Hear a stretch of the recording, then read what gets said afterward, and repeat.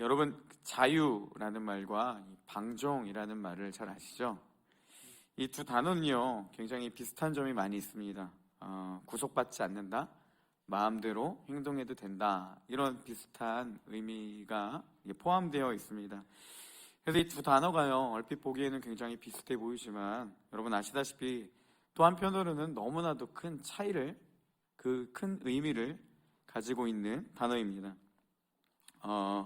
자유가 질서 정연한 구속받지 않는 마음대로 행동하는 행위라면, 방종은요, 이 무질서를 포함한 행위를 이야기를 합니다. 그래서 이 방종이 자유가 될 수 있도록 해주는 그 기준이 무엇이냐? 바로 이게 책임 그리고 법이라는 거죠. 그래서 이 두 단어의 뜻을 찾아보니까요, 이렇게 되어 있습니다. 그러니까 책임을 진다는 가정하에 자기 마음대로 행동하는 게 뭐냐? 이게 자유고, 책임을 지지 않고 자기 마음대로 행동하는 것은 방종이라는 것이죠. 그러니까 책임이 뒤따르는 자유함은, 마음대로 행동하는 것은 자유고, 책임을 지지 않고 마음대로 행동하는 것은 방종이다, 이렇게 이야기를 하고 있습니다. 여러분, 그래서 사회에서도 이 질서를 잡기 위해 필요한 게 이 자유가 방종이 되지 않도록 해주는 그 기준이 무엇이냐? 이 법이라는 것이죠. 법이 사람을 구속하는 것처럼 보이기도 하지만 한편으로는 자유의 권리를 보호해주고 이 혼란과 무질서, 이 사회의 질서를 잡아주는 그런 기능적 역할을 하고 있습니다. 교회 내에서도요, 저는 이런 비슷한 부분들이 있는데 그 단어가 저는 사랑이라고 생각을 합니다. 그리고 오늘 나눌 이야기입니다. 사랑이라는 말로요, 사람을 세우기도 하지만 사랑이라는 말로 질서를 무너뜨리기도 한다는 것이죠. 제가 이번 여름에 한 교회에 이제 말씀을 전할 일이 있어서 갔습니다. 그래서 이제 성경을 읽고 말씀을 전하려는 순간 저쪽 끝에서요, 아이가 이렇게 꼬맹이가 뛰어오더니 요 뒤로 갔어요. 무슨 일을 했는지 모르겠습니다. 막 멘붕이 왔어요. 막 정신이 없는 거예요. 애가 막 조그만 애가 막 뛰어갖고 이제 강제상 뒤로 갔습니다. 근데 더 저를 당황스럽게 했던 건 뭐냐면요, 아무도 제지해주지 않는 거예요. 얘가 뒤에서 무슨 짓을 하는지 모르겠습니다. 그래서 한참 있다가 저도 모르는 사이에 다시 제자리로 갔습니다. 그러니까 막 분위기도 안 잡히고 막 정신도 하나도 없고 그때 좀 그랬던 기억이 있어요. 여러분, 이렇게 볼 수도 있습니다. 교회에서는 그 아이들을 품어야죠. 그렇죠? 교회에서는 사랑으로 그들을 품어야죠. 이렇게 볼 수도 있고요. 아니면 그럼에도 예배의 질서를 잡아야지, 이렇게도 볼 수가 있습니다. 저는 이런 그 애매한 부분들이 나타났던 이 교회, 한 교회의 모습을 오늘 소개하려고 하는데요, 바로 이 두아디라 교회였습니다. 두아디라 교회의 특징이 무엇이냐면, 하나님을 사랑하는 사랑이 있었는데 이 사랑이 자칫 잘못해서 타협으로 가기도 했다는 거죠. 여러분, 교회 안에서도 보면요, 이 사랑이라는 단어가요, 타협이란 말로 변하기도 해서 때로는 이 교회의 거룩성을 파괴하기도 하고 교회의 질서를 어지럽히기도 한다는 것입니다. 그렇기 때문에 교회에서도요, 이런 것들을 막아주기 위해 법이라는 게 존재합니다. 그리고 여러 가지 회칙과 또 칠이라는 제도가 존재하는 것이죠. 교인으로서 교리에 불복하거나 또 불법을 행하는 자들에게는 당회에서 이제 심사 후 체벌하는 일이 이 칠이라는 겁니다. 그래서 가볍게 경고로 끝나는 경우도 있고요, 주의를 주는 경우도 있지만 심하게는 모든 공동체에게 그 일들을 같이 공포한 후에 이 교회에 나가게 되는, 출교까지 이루어지는 그런 일들이 이 칠이라는 과정에서 이루어지고, 그래서 그런 무분별함을 잡아주기 위해 존재하는 제도 중에 하나가 이 칠이라는 제도입니다. 사랑으로 품어줘야 할 일이 있고 또 교회의 거룩성과 질서를 지키기 위해 이 칠이를 사용해야 될 때도 있다라는 것이죠. 사랑이 없는 교회의 질서와 거룩만을 강조해버려 하나님께 책망받은 교회가 이 에베소 교회라면, 오늘 말씀에 나타난 이 두아디라 교회는요, 사랑이라는 말로 세상과 타협을 이뤄서 하나님께 오히려 이 교회의 거룩성과 질서를 무너뜨려 책망을 받은 교회가 오늘 말씀에 나타나는 이 두아디라 교회입니다. 우리 청년부 가운데 바른 사랑이 세워지기를 소망합니다. 그래서 사람과 교회를 세우는 교회, 오늘 말씀을 통해 두아디라 모습을 돌아보며 우리가 그런 건강한 공동체로 나아가는 시간이 되기를 소망합니다. 먼저 이 두아디라 교회를 이해하기 위해서요, 그 지역의 이제 특징을 조금 설명해 드릴게요. 두아디라는 다양한 이 상업 길드로 유명한 도시였습니다. 물론 그 당시 이 로마 제도가 모든 도시들이 이 길드 중심의 상업이었지만 유독 그것들이 활발하게 일어났던 곳이 이 두아디라라는 지역이었어요. 대표적인 이 두아디라의 인물로는 여러분 잘 아시는 그 빌립보를 개척한 이 루디아라는 사람이 이 지역의 사람이었습니다. 이 두아디라 지역이 이 길드 중심 사회이다 보니까요, 그곳의 모든 사람들의 모든 삶은 이 길드에 대한 막대한 영향을 받았다라는 것이죠. 이 경제 활동만이 아니라요, 문제는 무엇이냐면 이 종교적인 활동에도 이 길드의 영향을 받았다는 겁니다. 당시에 이 각각의 길드는요, 자신들이 숭배하는 수호 신이나 수호 여신이 있었어요. 그래서 매년 이 길드에서는 이 축제가 이루어졌습니다. 근데 축제가 당연히 어떤 색깔을 꼈겠어요? 자신들이 섬기는 이 수호 신이나 여신을 숭배하는 그런 이 종교적인 색깔을 띤 모습들이 이루어졌다라는 거죠. 그래서 이 그리스도인들에게 이 일들이 우상 숭배가 되었기 때문에 굉장히 심각한 문제로 다가오게 되었던 겁니다. 그리스도인들이 우상 숭배라는 이유로 이 길드 축제에 참여를 거절할 때마다 이제 주변의 그 길드원들과 상조원들과 이 사람들에게 극심한 분노를 받게 되고 결국 그 길드에서 퇴출당하거나 쫓겨나게 돼서 직업을 잃고 경제적인 활동을 전혀 할 수 없는 그런 심각한 상태, 너무나도 위협받는 그 상태 가운데 믿음을 지키기 위해 힘쓰는 교회가 바로 이 두아디라 교회였다라는 것입니다. 여러분, 이런 어려움이 있었지만요, 경제활동을 전혀 할 수 없는, 어떻게 보면 생명이 위협받는 그런 상황 가운데 있었지만 두아디라 교회는요, 그럼에도 건강한 교회였습니다. 19절에서 주님은 두아디라 교회를 이렇게 칭찬하십니다. 우리 19절 말씀을 같이 한번 읽어보겠습니다. 시작. 내가 내 사업과 사랑과 믿음과 섬김과 인내를 아노니 내 나중행위가 처음 것보다 많도다. 네, 주님이 두 가지를 칭찬하시는데요, 첫 번째는 뭐냐? 내가 내 사업과 사랑과 믿음과 섬김과 인내를 안다라는 거죠. 이런 것들이 있었다는 겁니다. 근데 이게 원어적인 표현을 보면요, 이거예요. 나는 내 사업을 안다. 어떤 거냐? 사랑과 믿음과 섬김과 인내. 여기서 말하는 사업이요, 비즈니스적인 차원이 아니라요, 이 행위를 말합니다. 그러니까 두아디라 교회 안에는 어떤 행위가 있었냐? 사랑과 믿음, 이 좀 내적인 표현이죠. 그리고 뿐만 아니라 섬김과 인내가 있었다는 겁니다. 그러니까 이렇게 볼 수 있습니다. 여러분, 두아디라 교회는요, 하나님을 사랑하는 교회였고 더 나아가서 사람을 사랑할 줄 아는 교회였습니다. 그리고 두 번째로 주님은 뭐를 칭찬하시냐? 나중행위가 처음 것보다 많다. 이렇게 19절에서 칭찬하고 있습니다. 그러니까 처음 행위보다 지금이 더 훌륭하다. 이렇게 이야기를 하고 있는 거죠. 그러니까 어려움이 왔는데요, 이들은 그런 어려움 속에 주눅들거나 신앙이 깎이거나 숫자가 다가 아니지만 청년들이 한 명씩 교회를 떠나는 현상이 나타났던 게 아니라 처음 행위보다 나중 행위가 더 좋다. 그러니까 신앙적인 연륜이 들수록 매너리즘이나 이 신앙이 무뎌지는 게 아니라 더욱더 굳건히 믿음으로 세워져가는 교회, 그게 오늘 말씀에 나타나는 이 두아디라 교회였다는 사실입니다. 근데요, 사탄이 이런 교회를 가만히 둘 리가 없다라는 거예요. 건강한 교회를 공격하기 시작했습니다.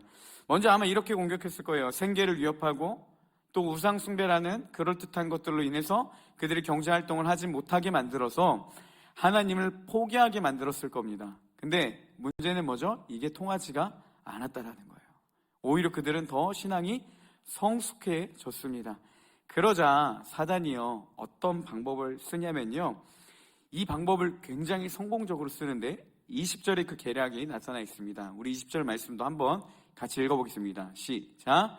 그러나 내게 책망할 일이 있노라. 자칭 선지자라 하는 여자 이세벨을 내가 용납함이니 그가 내 종들을 가르쳐 꾀어 행음하게 하고 우상의 재물을 먹게 하는도다. 네, 말씀 이렇게 시작합니다. 그렇지만 내 나중 행위가 처음 행위보다 더 훌륭하다라고 했지만 내게 책망할 일이 하나 있다. 문제가 있다라는 거죠. 무슨 문제입니까? 자칭 선지자라 하는 여자 이세벨을 용납했다라고 이야기를 하고 있습니다. 여러분, 이 이세벨이라는 사람은요, 구약 성경에 나오는 사람인데 그 이스라엘 역대 왕 중에 아합이라는 왕이 있습니다. 이 아합의 그 왕비가 이세벨입니다. 그녀는요, 이 바알과 아세라상을 숭배하게 만들고 그렇지 못한 사람들, 특별히 이제 하나님을 섬기는 사람들을 정말 죽이기까지 하면서 그렇게 굉장히 이스라엘의 그 영적 문란함을 주었던 사람, 우상 숭배를 강요했던 사람이었습니다. 여러분 잘 아시는 그 선지자 중에 엘리야라고 있죠. 그 엘리야가 갈멜산 전투에서 승리하게 되는 일들이 이 배경 가운데 나타나고 있는데요.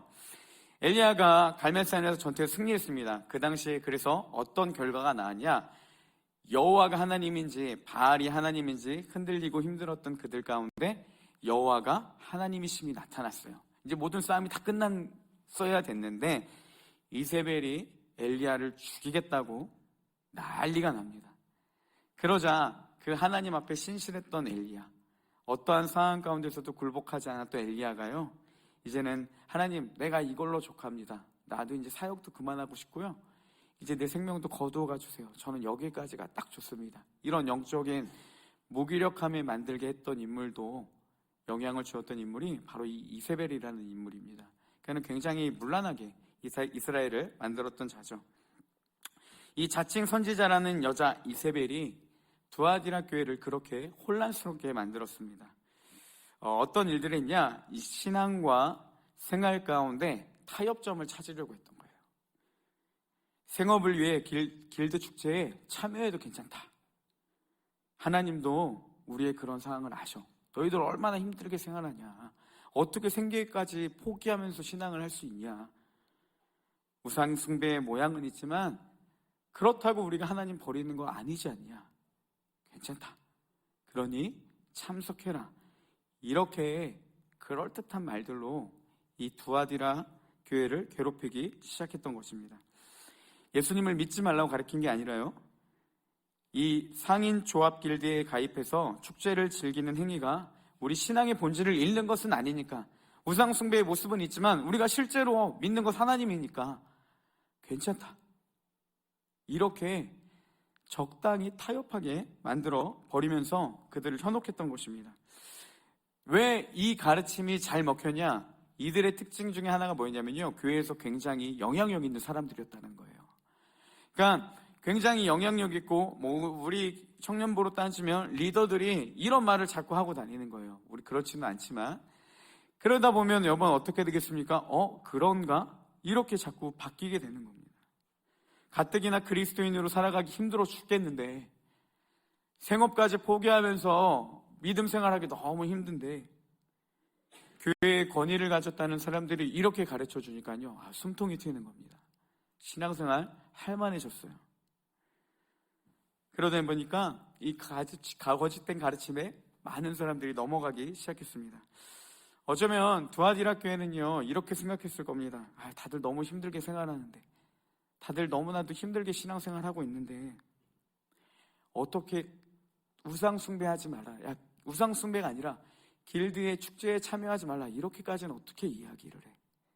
그래도 그들을 품어야지. 거짓으로 현혹되는 가르침이라는 문제는 생각했지만요, 이 정도는 품어야 된다. 이 정도는 우리가 사랑으로 보듬어야 된다. 심지어 그들의 가르침을 거부하고 쫓아내면 교회가 타격이 너무 크기 때문에 많은 사람들이 다 교회를 떠날까봐 두려운 마음에 사랑이란 명분으로 타협을 받아들이기 시작했다는 겁니다. 여러분, 때로는 너무나도 일리가 있는 말입니다. 연약한 자들을 품어야죠. 그렇다고 이게 사랑이라는 말로 그들을 품어야 된다라고 했지만 이게 진짜 사랑은 아니라는 겁니다. 법을 어기는 자유는요, 무질서한 방종인 것처럼 진리를 벗어난 사랑은요, 그냥 세속화에 불과하다는 겁니다. 두아디라가 큰 착각을 하는 것이 뭐였냐면요, 적당한 타협이 교회를 유지하는 비결이라고 생각했다는 것이죠.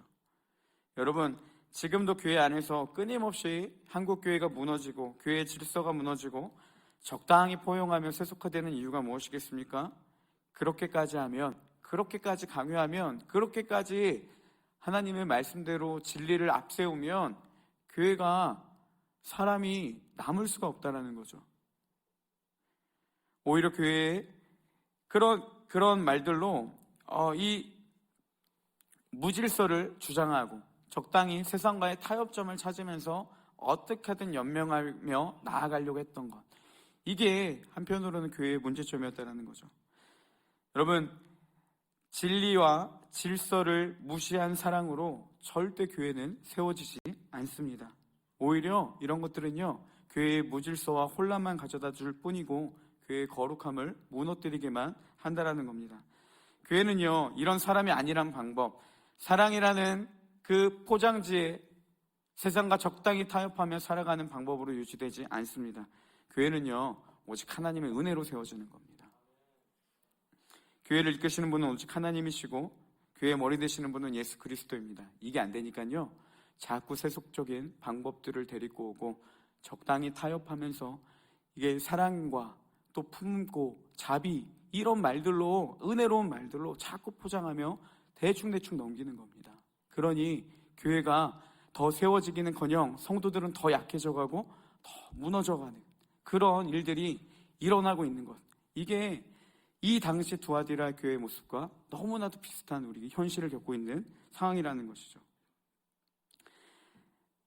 적당히 타협하지 않으면 많은 성도가 떠나게 되고 교회가 무너질지도 모른다는 두려움이요, 결국 우상 숭배를 묵인하게 만드는 그런 엄청난 죄를 초래하게 만들었습니다. 여러분, 교회 안에서도 질서가 필요한 이유가 이와 같습니다. 때로는 이것이 무자비한 칼날처럼 여겨질 때가 있습니다. 그래도 교회는 품어야 하지 않냐, 이런 생각들이죠. 하지만 진리를 벗어난 사랑은요, 여러분, 결코 사랑이 아니라는 것입니다. 우리가 이 복음이라고 하면 무엇이죠? 예수 그리스도를 통해 우리의 죄의 문제를 해결해 주신 하나님의 은혜, 어떻게 보면 사랑의 결정체가 담겨 있는 게 복음입니다. 그래서 로마서 5장 8절에 이렇게 잘 정의를 해놨습니다. 우리 한번 읽어보겠습니다. 우리가 아직 죄인 되었을 때에 그리스도께서 우리를 위하여 죽으심으로 하나님께서 우리에 대한 자기 사랑을 확증하셨느니라.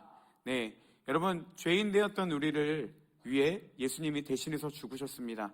그래서 이걸 통해서 어떻게 보여주셨냐? 하나님이 우리를 사랑하심을 실제적인 증거로 나타내 주셨다라는 거예요. 그럼 여러분, 예수 그리스도의 죽음 그리고 십자가의 은혜와 부활의 그 소망을 바라볼 때마다 우리가 느끼게 되는 게 무엇입니까? 하나님의 사랑, 하나님의 은혜를 느끼게 되는 거죠. 근데 여러분, 가만히 보세요. 하나님의 사랑의 결정처라고 하면 예수 그리스도인데 이 복음이라는 것 안에도요, 굉장한 양면성이 있다는 것도 아셔야 됩니다. 하나님의 은혜와 사랑을 고백하기는 하지만요, 이 복음의 메시지 안에는요, 하나님의 심판도 담겨져 있습니다. 예수님이 왜 십자가에서 죽으셨습니까? 우리의 죄 때문에. 우리가 죄가 무슨 문제가 있기 때문에요? 하나님의 심판이 기다리기 때문에. 그래서 이것을 아는 자들은요, 복음을 깨닫는 자는 예수 그리스도가 우리를 구원해 주신 구원자이고 은혜이며 사랑으로 다가옵니다. 하지만 복음을 알지 못하는 자들에게 이 복음은 무엇입니까? 너희들 죄 때문에 죽게 될 거라는 거예요. 너희들 하나님의 심판이 기다리고 있다는 겁니다. 이상하죠? 우리가 생각하는 복음이라는 사랑은 무엇입니까? 모두를 품어야죠. 여러분, 예수님이 모두를 다 품어야죠. 왜 이게 믿지 않는 자들에게는 하나님의 심판에 대한 무서운 저주의 선언이라는 것이에요. 그 차이가 무엇이겠습니까? 진리 안에 거할 때는 복음이 진짜 하나님의 사랑으로 다가오지만 진리를 벗어난 복음은요, 우리에게 무서운 심판의 메시지에 불과하다는 사실입니다. 이게 사랑이에요. 사랑은 거짓을 품는 게 사랑이 아니라요, 우리가 그렇게 행하는 게 사랑이 아니라요, 진짜 사랑은요, 그들이 다시 하나님께로 돌아올 수 있도록 끊임없이 이끌어주는 게 사랑입니다. 진리를 무시한 채 세워지는 게 사랑이 아니라 진리 안에 들어올 수 있도록 그들을 끝까지 케어해주는 게 사랑이라는 거예요. 근데 우리는 뭐가 바뀌었습니까? 사랑을 하기 위해서, 그 영혼을 구하기 위해서는 진리도 무너뜨려도 괜찮다라는 거죠. 진리가 무너진 사랑은요, 저주이고요, 그건 진짜 사랑이 아니라는 겁니다. 하나님이 말씀하신 사랑은 진리와 질서 안에 세워질 때, 그렇게 사람들을 세워줄 때, 그게 진짜 하나님의 사랑이라는 것입니다. 사랑이라고 생각했던 타협이요, 그 건강한 두아디라 교회를 한순간에 우상숭배로 물들게 만들어버렸습니다. 진리를 벗어난 사랑은요, 이렇게 하나님과 멀어지게 한다는 것입니다. 때로는 자비가 상실된 것 같은 그런 일들로 보이는 일들도 있습니다. 그렇지만 하나님께 나아가게 하는 사랑과 질책, 때로는 너무나도 가혹해 보이는 그런 일들이 있을지라도 그게 하나님께 나아가게 한다면 그것이 바로 진짜 사랑이라는 것입니다. 결국 사랑은요, 하나님께 더욱 나아가게 하는 힘이 있다라는 겁니다. 좀 푸념 아닌 푸념인데요. 여러분, 솔직히 저는 싫은 말을 진짜 못하는 사람입니다. 화를 잘 낼 줄도 몰라요. 그래서 저 같은 사람의 특징이 뭐냐면, 이게 진짜 화를 내서 무서운 사람이 있고요, 화를 내면 왜 짜증내 하고 오히려 더 큰 화를 받는 사람이 있습니다. 아시죠? 왜 그렇게 했어? 그러면 더 짜증내요. 네가 그렇게 했으니까 했지. 이게 화 못 내는 사람들의 특징입니다. 제가 그래요. 제가 화를 내면 아내는 더 큰 화를 냅니다. 그러면 제가 수그러들게 돼요. 저는 원래 그런 성격이에요. 화를 잘 내지 못하는데, 이 자리가 진짜 힘든 게 뭐냐? 그렇다고 듣기 좋은 소리만 할 수는 없는 상황이라는 것이죠. 때로는 듣기 싫은 말도 해줘야 되고, 또 그렇게 권면할 자리, 바른 말을 해야 되는 게 어떻게 보면 목사의 자리 중에 하나인 것 같습니다. 그러다 보니까요, 이 옳다고 생각하는 것들은 듣기 싫어해도 최대한 지혜롭게 전해야 되는 역할이 바로 이 가르치는 자의 역할인 것이죠. 그래서 그 질서 안에 사랑을 이루기 위해 노력하는 것, 이런 사역이 참 쉽지는 않은데 어떻게 보면 제가 감당해야 될, 그리고 우리 유정열 목사님이 감당해야 될 그런 사역입니다. 전에 한 청년이 그런 얘기를 했어요. 목사님은 우리의 영적 아버지시다 라고 이야기를 했는데, 그렇게 생각해줘서 너무 고맙고 그 말이 되게 큰 저한테는 잠잠한 감동이었습니다. 물론 무뚝뚝해서 표현은 못했지만 그렇게 생각해주는 그 마음이 너무나도 고마웠어요.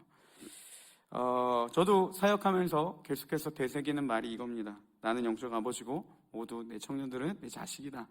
이렇게 생각하고 행동하려고 티는 안 나겠지만 노력은 하고 있습니다. 제 하나뿐인 아들을 혼낼 때요, 수도 없이 고민합니다. 그런 것처럼 때로는 듣기 싫은 얘기 한마디를 할 때에도 저는 수도 없이 고민하며 이야기를 합니다. 아들을 혼내고 나서 너무 심하게 얘기한 건 아닌지, 밤잠을 못 이룰 때도 있었던 것처럼 한동안 했던 말에 스스로 자책감을 느끼고 수도 없이 고민하며 마음이 뒤숭숭했던 적도 있었습니다. 여러분, 때로는 교회의 질서와 리더십에 사랑이 없는 것 같고 여러분이 생각하는 것과 달리 큰 문제가 있다고 여겨질 때도 있습니다. 물론 이런 일이 있을 때요, 여러분, 어쩔 수 없이 목사도 인간이기 때문에 그 연약함이 있을 수밖에 없습니다. 그때 여러분들이 함께 같이 이를 위해서 기도해 주시고, 또 질서 안에, 이 진리 안에 우리 공동체가 세워질 수 있도록 우리 리더자들을 위해서 끊임없이 기도해 주고 격려해 주셔야 한다는 것이죠. 그래서 무분별한 사랑이 있고, 사랑이라는 명목하에 이 안에 너무나도 많은 타협이 이루어지며 교회의 거룩성을 잃어가는 그런 교회가 아니라 진리 안에 세워질 수 있는 사랑의 섬김을 하는 교회, 그렇게 진리 안에 진짜 사랑이 이루어져서 더욱더 하나님이 원하시는 건강한 교회의 모습이 세워지는 우리 청년부가 되기를 주님의 이름으로 축복합니다. 이제 한 가지만 더 나눌게요. 더 나아가서 이 두아디라를 괴롭혔던 거짓된 가르침, 특징이 뭐였냐면 적당한 말로 사랑이라는 명분으로 자꾸 타협점을 찾으려고 했던 그 가르침이 공동체뿐만이 아니라요, 내게 이 개인적인 측면으로도 우리가 살펴볼 필요가 있다는 겁니다. 날이 갈수록 하나님을 사랑하는 건강한 교회를요, 무너뜨렸던 것은 어떤 특별한 한방이 아니었습니다. 이 부분에 대해서 전에도 한 건 나눴던 것 같은데, 여러분, 이 사랑이라는 껍데기를 씌워서요, 세상과 타협하게 만들고 하나님과 멀어지게 했던 이 사단의 기가 막힌 방법처럼요, 사단은 끊임없이 우리를 현혹시키고 우리를 거짓된 가르침으로 진리를 무너뜨려서 우리가 하나님과 멀어지게 만든다라는 겁니다. 너무나도 티가 나면 우리가 속겠습니까? 문제는 뭐냐면 사단은 우리보다 똑똑해요. 그리고 우리를 현혹시키기에 충분한 지혜가 있습니다. 그래서 우리가 하나님의 말씀으로 모장되지 않는다면, 바른 분별력을 갖추지 않는다면 그런 사람들은 한순간에 넘어질 수밖에 없다는 것이죠. 이처럼 사단은요, 자꾸 작은 것들 하나를 흐리게 만들어서 점점 우리를 하나님으로부터 멀어지게 만든다는 것입니다. 주님의 사랑의 성품을요, 은혜로 여기는 것이 아니라 이걸 이용해서 자꾸 세상과 타협점을 찾으려고 한다는 거죠. 하나님, 이 정도는 괜찮지 않겠습니까? 그래도 하나님이 저를 사랑하지 않습니까? 이런 아니란 생각들이 우리를 서서히 무너뜨리고 있음을 늘 기억해야 한다는 것입니다. 제가 설교 때도 한번 또 다뤘던 이야기인데 자꾸 했던 얘기 또 해서 죄송하지만, 제가 사역하면서요, 저를 정말 힘들게 하는 일이 하나가 무엇이냐면요, 물론 뭐 그런 것도 있겠죠. 뭐 대인관계, 그리고 뭐 여러 사람을 상대하다 보니까 뜻하지 않는 오해와 그런 뭐 일들도 있을 수도 있고, 그리고 설교같이 재미듭니다. 이게 쉽게 되지가 않더라고요. 그러니까 좀 기도해 주시고, 뭐 어쨌든 뭐 설교도 있고, 뭐 사역에 대한 뭐 스킬들도 있겠죠. 뭐 여러 가지 뭐 리더십도 좋아야 되고, 뭐 성격도 뭐 그래야 되고, 이런 부분들도 저를 힘들게 하지만, 진짜 저를 힘들게 하는 게 뭐냐면요, 별거 아닙니다. 제 마음에 진짜 저를 무너뜨렸던 한 가지 생각이 뭐냐면, 평범하게 살고 싶다, 이거였습니다. 하준이가 제 아들인데 8살입니다. 하준이가 아내에게 종종 이런 얘기를 해요. 엄마, 나도 다른 친구들처럼 토요일, 일요일에 아빠랑 같이 있고 싶어. 이 얘기를 하는데, 제가 마음이 진짜 아팠던 게 뭐냐면요, 2가지였습니다. 하나는, 이놈의 자식이 저한테는 그런 얘기 안 해요. 그게 더 속상한 거예요.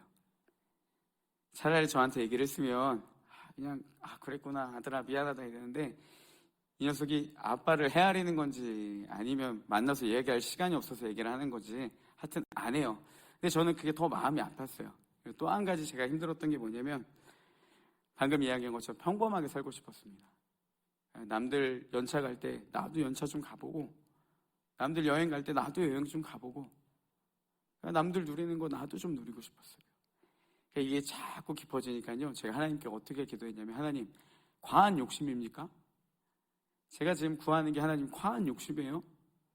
그냥 평범하게 살고 싶은 게 저는 부단한 욕심인가요? 이렇게 이야기를 하면서 원망했던 시절들도 있었습니다. 그러면요, 마음이 막 깔아앉고 쭉 내려앉아서 아무것도 하기 싫은 그런 매너리즘 아닌 매너리즘에 빠질 때가 있습니다. 그러니까 저를 진짜 넘어뜨렸던 거는요, 여러분, 차라리 이게 대적자가 오면요, 저는 오히려 오기를 부립니다. 그래, 네가 한번 해봐라, 내가 이제 끝까지 버텨서 보여주겠다 이러는데, 이런 애매한 것들이요, 사람을 자꾸 넘어뜨리고 무너뜨린다라는 거예요. 우리 안에도 뭐 다 다르겠지만 아마 있을 겁니다. 여러분, 사단은요, 정말 그럴듯하게 우리의 마음을 누르고 우리가 하나님과 멀어질 수 있도록 끊임없이 공격합니다. 정신 차리지 않으면요, 우리는 한순간에 하나님과 멀어짐을 택하게 만드는 것, 이게 사단이 우리에게 주는 공략법이라는 거죠. 적당히 진리와 타협하고 적당히 누리면서 하나님의 아름다운 성품으로 포장되었지만 그 결과는 항상 세상과 타협점을 찾는 것, 이게 사단이 주는 방법이라는 것입니다. 여러분, 우리가 착각해야 하지 말아야 될 게 무엇이겠습니까? 진리의 타협이란 있을 수 없다는 것이에요. 아무리 그럴듯해 보여도 진리를 벗어난 사랑을 하나님은 절대로 인정하지 않으신다는 것입니다. 어제 말씀을 정리하겠습니다. 우리 찬양팀들 나와주시고, 오늘 말씀을 묵상하면서 좀 이런 이야기를 나누고 싶었어요. 그런 생각이 들었어요. 여러분, 한 사람이 죄와 씨름하고 있습니다. 그게 뭐 내가 될 수도 있고 다른 누군가 될 수도 있겠죠. 근데 이 죄의 문제를 해결하고 싶은데 아무리 노력해봐도 안 되는 거예요. 각오하고 결단해도 안 되고, 예배에 나와서 간절한 마음으로 기도해도 안 되고, 그래서 이제 큰 용기를 내서요, 다른 집회를 막 찾아다니기 시작했습니다. 목요일에 있는 뭐 마커스 집회나 만나교회나 화요일에 있는 YM 모임이나 막 다 찾아다니기 시작했어요. 얼마나 멋있어요. 그 간절함이 있지 않습니까? 근데 갔다 오면 또 무너지고 또 무너지고, 결단하며 수련회에 갔는데 바뀔 것 같았는데 며칠 지나니까 다시 돌아가는 거예요. 이제는 그 문제를 가지고 고백하는 것 자체도 너무 힘들어집니다. 그러면요, 그렇게 말하는 내가 싫은 거예요. 왜냐하면 안 바뀔 줄 아니까. 그리고 버리기 싫은 내 마음이 있는데 버려야 되는 걸 알기 때문에 오는 그 생각의 그 괴리감, 그걸로 너무나도 힘든 겁니다. 그래서 우리는 그렇게 생각하죠. 변하지도 않고 울고 불며 난리쳐도 안 되는 내 자신의 그 모습을 보면서 이제 하나님의 사랑을 찾고 구하는 것도 민망하다라는 거예요. 하나님을 찾는 걸 포기해버립니다. 어떻게 그런 마음으로 찾을 수 있냐는 거죠. 어떻게 나같이 안 변하는 사람이 오늘 분명히 얘기해도 또 한 시간도 못 버티고 바뀔 텐데 하나님의 사랑을 악용하는 것 같고 하나님의 사랑을 자꾸 이용하는 것 같고, 그래서요 자신이 스스로 어떻게 내리냐, 진짜 양심도 없다, 하나님을 찾는 것 자체가. 그래서 포기하게 만듭니다. 이게 하나님의 사랑이라고 우리는 스스로 생각하는 거예요. 내가 하나님을 사랑하니까 양심에 찔려서 더 이상은 못하겠다는 겁니다.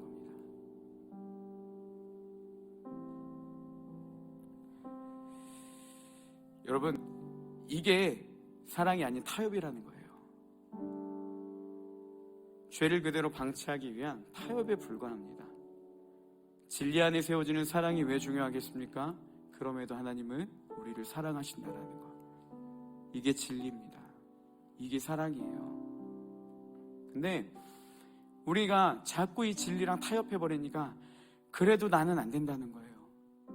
그래도 나는 내가 생각해도 이해가 안 되기 때문에 그래도 나는 이 사랑에서 떠났다라는 거예요. 자꾸 진리를 왜곡시키고 그럴듯한 합리화로 진리를 무너뜨리는 겁니다. 그게 최소한의 양심이라고 스스로는 생각하겠지만 이게요, 진리 위에 세워진 사랑이 아니라 진리를 무너뜨리고 세상과 타협하는 사랑이라는 겁니다. 하나님의 사랑은 무엇이겠습니까? 그럼에도 끝까지 나를 찾는 것. 우리가 언제 무언가를 해서 하나님 우리를 사랑하셨습니까? 아까도 로마서 5장 8절에 뭐라고 되어 있습니까? 아직 우리가 죄인 되었을 때. 10절에는 이렇게 얘기합니다. 우리가 하나님과 원수 되었을 때. 그때 하나님이 어떻게 하셨냐? 우리를 위해서 십자가의 대신에 죽으심으로 하나님과 우리 사이를 화목하게 하셨고 우리를 향한 자기의 사랑을 확증하셨다. 이렇게 성경은 기록하고 있습니다. 이게 진리고요, 이게 진리 안에 세워진 사랑입니다. 더 심할 때에도요, 하나님 우리 사랑하셨어요. 같이 있기를 원하셨어요. 근데 진리가 무너지니까요, 사랑이 왜곡되기 시작하는 겁니다. 그러니까 우리가 하나님을 찾지 않는 거예요. 그러니까 이건 안 되겠구나 하고 내려놓는 거예요. 그게 양심이라고 생각하고 사랑이라고 생각하겠지만 여러분, 그거는요 그냥 타협입니다. 우리가 속고 있었던 거예요. 이런 우리의 삶의 영역이 있다면 이 시간 함께 찬양할 때 여러분, 진리를 붙들고 하나님의 사랑을 붙들고 같이 선언했으면 좋겠습니다. 하나님, 내가 하나님 보기로 내 마음이 확정되었습니다. 내가 주님을 진짜 바라보기를 원합니다. 진리 안에 세워진 하나님의 사랑, 그분을 붙들고 함께 같이 찬양하며 나아가는 시간 되기를 소망합니다.